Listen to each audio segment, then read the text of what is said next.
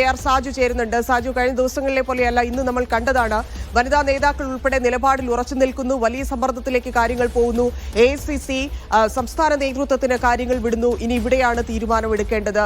രാജിയിലേക്ക് ഇനി എത്ര ദൂരം എന്നതിനപ്പുറത്തേക്ക് ഇപ്പോൾ അവസാനമായി രാഹുൽ മാങ്കൂട്ടത്തിൽ ഇട്ടിരിക്കുന്ന പോസ്റ്റിലൂടെ, അതായത് ഒരു പ്രവർത്തകനായി ഇനി തുടരും എന്ന് സൂചിപ്പിക്കുന്ന തരത്തിൽ നമുക്ക് ആ പോസ്റ്റ് വായിച്ചുകൂടെ? ആ പോസ്റ്റിനെ അർത്ഥത്തിൽ വായിക്കേണ്ടതില്ല എന്ന് തോന്നുന്നു. രാഹുൽ ഗാന്ധിയുടെ കാര്യങ്ങൾ പറഞ്ഞുകൊണ്ട് രാഹുൽ മാങ്കൂട്ടം സ്വയം ഒരു രക്തസാക്ഷിത്വ പരിവേഷം എടുത്ത് അണിയാൻ ശ്രമിക്കുന്നതാണ്. തന്നെ വാഴ്ത്തിപ്പാടിയവർ തന്നെ ആക്രമിക്കുന്നു എന്നൊക്കെയുള്ള സൂചനകൾ നൽകാനാണ് അദ്ദേഹം ശ്രമിക്കുന്നത് എന്നാണ് തോന്നുന്നത്. അതിനെ നമ്മൾ പടിയിറക്കമായിട്ടോ രാജ്യസന്നദ്ധയായിട്ടോ ഒന്നും വായിക്കേണ്ടതില്ല. ഞാൻ മനസ്സിലാക്കുന്നത് രാഹുൽ മാങ്കൂട്ടം ഇപ്പോഴും രാജിക്ക് തയ്യാറല്ല എന്ന് തന്നെയാണ്. അദ്ദേഹത്തെ സംബന്ധിച്ചിടത്തോളം അതിന്റെ ആവശ്യമില്ല എന്ന നിലപാട് കഴിഞ്ഞ ദിവസങ്ങളിൽ അദ്ദേഹം അടുത്ത സുഹൃത്തുക്കളോട് പങ്കുവച്ചിരുന്നു. അതിന്റെ പ്രധാനപ്പെട്ട കാര്യമായി ചൂണ്ടിക്കാട്ടിയിരുന്നത് തന്നെ രാഹുൽ മാങ്കൂട്ടം പറയുന്നത് കേസുണ്ടായിരുന്നവർ പോലും രാജിവെച്ചിട്ടില്ല, ജയിലിൽ കടന്ന MLA മാർ പോലും രാജിവെച്ചിട്ടില്ല, പിന്നെ ഒഫീഷ്യലി ഒരു പരാതിയില്ലാത്ത കാര്യത്തിന് താൻ എന്തിനാണ് രാജിവെക്കുന്നത് എന്ന ന്യായമാണ്, സാങ്കേതികത്വത്തിൽ കുരുങ്ങിയുള്ള ഒരു ന്യായമാണ് രാഹുൽ മാങ്കൂട്ടം മുന്നോട്ട് വെച്ചുകൊണ്ടിരിക്കുന്നത്. അതിൽ അദ്ദേഹം നിൽക്കുന്നു എന്നാണ് നമ്മൾ മനസ്സിലാക്കേണ്ടത്. ഇന്ന് പോലും അവന്തികയുമായി ബന്ധപ്പെട്ട ആരോപണത്തിന് മാത്രം മറുപടി പറയും, ബാക്കി ഗുരുതരമായി ഉന്നയിക്കപ്പെട്ട ആക്ഷേപങ്ങൾക്കൊന്നും മറുപടി പറയാതെ മുതിർന്ന നേതാക്കൾ, വനിതാ നേതാക്കൾ ഇന്ന് രാവിലെ മുതൽ നമ്മൾ കേട്ടുകൊണ്ടിരിക്കുകയാണ് ഏത് തരത്തിലാണ് അവർ നിലപാടെടുക്കുന്നത് എന്നുള്ളത്. മാത്രവുമല്ല, സഭയിലേക്ക് എത്തേണ്ട ഒരാളാണ്. അപ്പം സ്വാഭാവികമായിട്ടും ആ സമ്മർദ്ദത്തിൽ എന്ത് ഇനി ചെയ്യും എന്നുള്ളതാണ്. കാരണം സംസ്ഥാന നേതൃത്വം എടുക്കേണ്ട തീരുമാനമാണ്, അവരെടുക്കുന്നതിനനുസരിച്ചായിരിക്കും വരാൻ തെരഞ്ഞെടുപ്പിരിക്കുന്നുണ്ട്. അപ്പം ആ രീതിയിലെല്ലാം വായിച്ചുകൊണ്ട് രാഹുൽ പറയുന്ന സാധനം ഇല്ലെങ്കിൽ രാഹുൽ പറയുന്ന ന്യായങ്ങൾ അംഗീകരിക്കാൻ പാർട്ടി നിലവിൽ തയ്യാറാവുമോ എന്നുള്ളതാണ്. രാഹുൽ പറയുന്ന ന്യായങ്ങൾ പാർട്ടി അംഗീകരിക്കില്ല. പക്ഷേ രാഹുൽ രാജിവെക്കാതിരുന്നാൽ പാർട്ടി അപ്പോഴും ഒരു പ്രതിസന്ധിയിൽ വരും. അപ്പോൾ രാഹുൽ മാങ്കൂട്ടത്തെ പാർട്ടിയിൽ നിന്നും പുറത്താക്കുക എന്ന നയം സ്വീകരിക്കേണ്ടി വരും പാർട്ടിക്ക്. അത് പാർലമെന്ററി പാർട്ടിയിൽ നിന്ന് മാത്രമല്ല, പാർട്ടിയിൽ നിന്ന് തന്നെ പുറത്താക്കുക എന്ന നയം സ്വീകരിക്കേണ്ടി വരും. പാർട്ടിക്ക് മുന്നിൽ ഇന്ന് രാവിലേക്ക് ഉണ്ടായിരുന്ന ഏക പ്രതിസന്ധി എന്ന് പറഞ്ഞാൽ ഉപതെരഞ്ഞെടുപ്പ് വരുമോ എന്നുള്ളതായിരുന്നു. അത് ഒഴിവാക്കണം, അത്തരം ഒരു ഉപതെരഞ്ഞെടുപ്പ് അടിച്ചേൽപ്പിക്കേണ്ടതില്ല എന്നായിരുന്നു നേതാക്കളുടെയൊക്കെ പൊതുവികാരമുണ്ടായിരുന്നത്.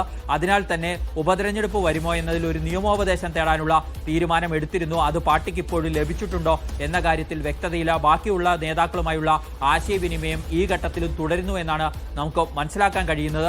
ഏറ്റവും പ്രധാനപ്പെട്ട കാര്യം, രാഹുൽ മാങ്കൂട്ടത്തിന്റെ ഉപതെരഞ്ഞെടുപ്പ് വരില്ലെങ്കിൽ രാഹുൽ മാങ്കൂട്ടം രാജിവെക്കണം എന്നിടത്തേക്ക് നേതൃത്വം എത്തിച്ചേർന്നിരുന്നു എന്നുള്ളതാണ് വസ്തുത.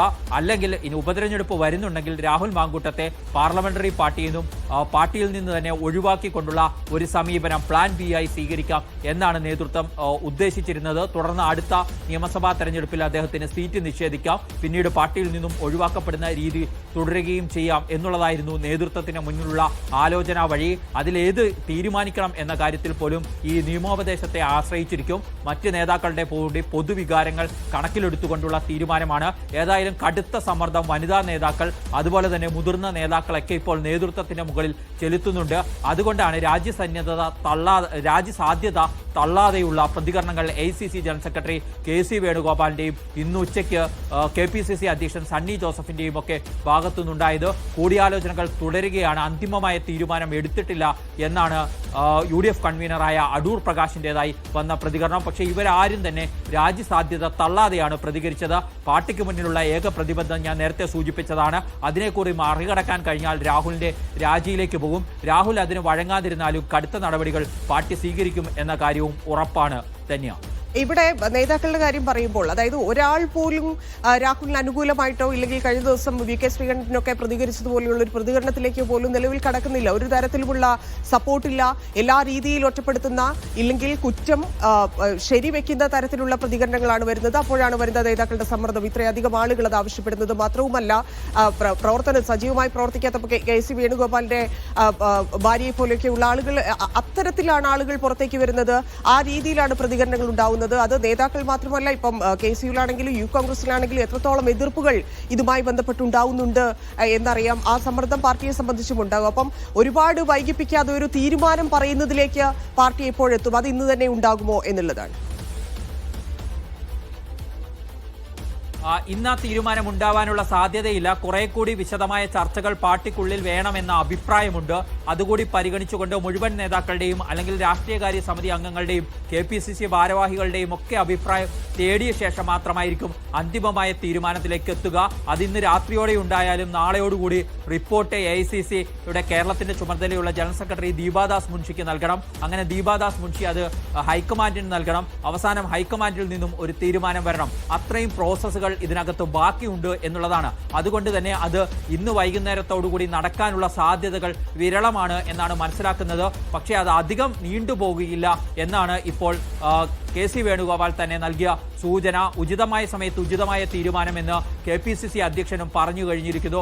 അതുകൊണ്ട് തന്നെ തീരുമാനം വൈകാനുള്ള സാധ്യതകൾ കുറവാണ്. പക്ഷേ അത് ഇന്ന് രാത്രി തന്നെ ഉണ്ടാകുമോ എന്ന് ചോദിച്ചാൽ അക്കാര്യത്തിൽ വ്യക്തമായ ഉത്തരം ഈ ഘട്ടത്തിൽ നൽകാൻ കഴിയില്ല. അത് നാളേക്ക് നീളാനുള്ള സാധ്യതകളും നമുക്ക് തള്ളിക്കളയാൻ കഴിയില്ല. തന്നെയാണ്.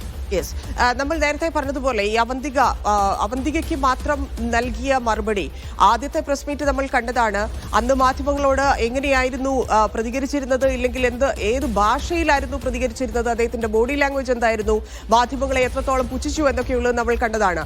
അതിനുശേഷം ഇന്ന് മാധ്യമങ്ങൾക്ക് മുന്നിൽ വന്നത് നേരത്തെ ഷൈജു പറഞ്ഞതുപോലെ വളരെ, അതായത് ഇത്രയും കാലമായി രാഹുൽ മാങ്കൂട്ടത്തിൽ നിന്ന് കാണാത്ത തരത്തിലുള്ള പ്രതികരണവുമായാണ് ഇന്ന് വന്നത്. പക്ഷേ ഇന്നത്തെ പ്രതികരണത്തിൽ നിന്ന് തന്നെ ഈ വിവാദങ്ങൾ ശരിവെക്കുന്ന തരത്തിലല്ലേ, ഇല്ലെങ്കിൽ അതിൽ നിന്ന് മറ്റു ചോദ്യങ്ങളിൽ നിന്ന് ഒളിച്ചോടുക എന്നുള്ളത് ദീർഘകാലം ഈ രീതിയിൽ ഒളിച്ചോടാൻ സാധിക്കില്ലല്ലോ. അപ്പോൾ അത്തരത്തിലുള്ള ആരോപണങ്ങൾക്ക് ഇപ്പോൾ വന്നിരിക്കുന്ന തെളിവുകൾക്കൊക്കെ ഒരു മറുപടി എന്തായാലും രാഹുൽ പറയേണ്ടതില്ലേ? അത് രാഹുൽ തന്നെ ആയിരിക്കുമോ ഇല്ലെങ്കിൽ പാർട്ടി ആയിരിക്കുമോ പറയുക? അവന്തികയുടെ ആരോപണത്തിൽ മാത്രം രാഹുൽ കേന്ദ്രീകരിച്ചതിന് ചില ലക്ഷ്യങ്ങളുണ്ട് എന്നാണ് ധന്യ മനസ്സിലാക്കുന്നത്. തനിക്കെതിരെ ചില നീക്കങ്ങൾ നടന്നു, ഒരു മാധ്യമ പ്രവർത്തകൻ ഇതിനു മുമ്പേ പരാതി ഉണ്ടോ എന്ന് ചോദിച്ച് അവന്തികയെ വിളിച്ചു എന്നതടക്കമുള്ള ആരോപണങ്ങൾ ഉന്നയിച്ചുകൊണ്ടാണ് ആ ഒരു ശബ്ദ സന്ദേശം അവന്തികയിൽ നിന്ന് ലഭിച്ചത് എന്ന പേരിൽ രാഹുൽ മാങ്കൂട്ടൻ കേൾപ്പിച്ചത്. സ്വാഭാവികമായും അത് തനിക്കെതിരെ ചില ഗൂഢാലോചനകൾ നടന്നു എന്ന സന്ദേശം പാർട്ടിക്ക് കൂടി നൽകാൻ, അല്ലെങ്കിൽ തന്റെ രാജി ആവശ്യപ്പെടുന്ന നേതാക്കൾക്ക് കൂടി നൽകാൻ ലക്ഷ്യമിട്ട് നടത്തിയതാണ്. മാത്രമല്ല അത്തരത്തിൽ ഒരു ഗൂഢാലോചന നടന്നു എന്ന് സ്ഥാപിച്ചുകൊണ്ട് ചർച്ചകൾ അതിലേക്ക് കേന്ദ്രീകരിക്കാൻ കൂടി ഒരുപക്ഷെ രാഹുൽ മാങ്കൂട്ടം ലക്ഷ്യമിട്ടിട്ടുണ്ടാവാം. എന്നാൽ അതിനപ്പുറമാണ് ഗുരുതരമായ ആക്ഷേപങ്ങളാണ് അതിന് പിറകെ വന്നിരിക്കുന്ന പല വെളിപ്പെടുത്തലുകൾക്കും പല സ്ക്രീൻഷോട്ടുകളും അതുപോലെ തന്നെ ശബ്ദ സന്ദേശങ്ങളിലും ഒക്കെ ഉണ്ടായിരുന്നത്. ഒരു അതിജീവിതയോട് നിർബന്ധിത ഗർഭചിത്രത്തിന് പ്രേരിപ്പിക്കുന്നത് നമ്മൾ രാഹുലിന്റെ ശബ്ദത്തിൽ കേട്ടതാണ്. രാഹുൽ അവരെ ഭീഷണിപ്പെടുത്തുന്നത് കേട്ടതാണ്. രാഹുൽ അവരെ അസഭ്യം പറയുന്നത് നമ്മൾ കേട്ടതാണ്. രാഹുൽ അവരെ കൊലപ്പെടുത്തുമെന്ന് പറയുന്ന ശബ്ദം നമ്മൾ കേട്ടതാണ്. രാഹുൽ ആത്മഹത്യ ചെയ്യും എന്ന് പറയുന്ന ശബ്ദം നമ്മൾ കേട്ടതാണ്. ഇതിനൊക്കെയാണ് രാഹുൽ മാങ്കൂട്ടം വിശദീകരണം നൽകേണ്ടിയിരുന്നത്. ഒപ്പം അശ്ലീല സംഭാഷണങ്ങൾ അടങ്ങിയ രാഹുലിൻ്റെതായ ചാറ്റുകൾ വിവിധ ഇടങ്ങളിലായി പുറത്തു വരികയും ചെയ്തിരുന്നു. അതിനൊന്നും മറുപടി പറയാതെ, അത്തരം ചോദ്യങ്ങളിലേക്ക് പോലും പോകാൻ സമയം നൽകാതെ തനിക്ക് പറയാനുള്ളത് പറഞ്ഞിട്ട് പോകുക എന്ന ഒരു സമീപനമാണ് രാഹുൽ മാങ്കൂട്ടം എടുത്തത്. അതും അവന്തിക ഉന്നയിച്ച ആരോപണങ്ങളുമായി ബന്ധപ്പെട്ട് മാത്രം അത്തരം ഒരു നിലപാട് രാഹുൽ മാങ്കൂട്ടം സ്വീകരിക്കുമ്പോൾ അതിന്റെ ലക്ഷ്യം വളരെ കൃത്യമാണ്.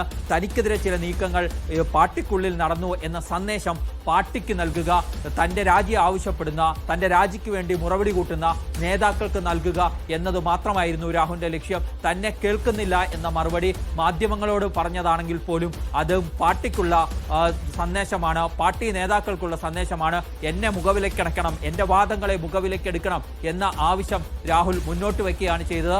പക്ഷേ രാഹുലിന്റെ ശരീരഭാഷ ഇന്ന് വളരെ ദുർബലമായിരുന്നു. രാഹുലിന്റെ വിശദീകരണത്തിലൂടെയുള്ള പ്രതിരോധവും ദുർബലമായ പ്രതിരോധമായി മാത്രമേ നമുക്ക് വിലയിരുത്താൻ കഴിയുകയുള്ളൂ.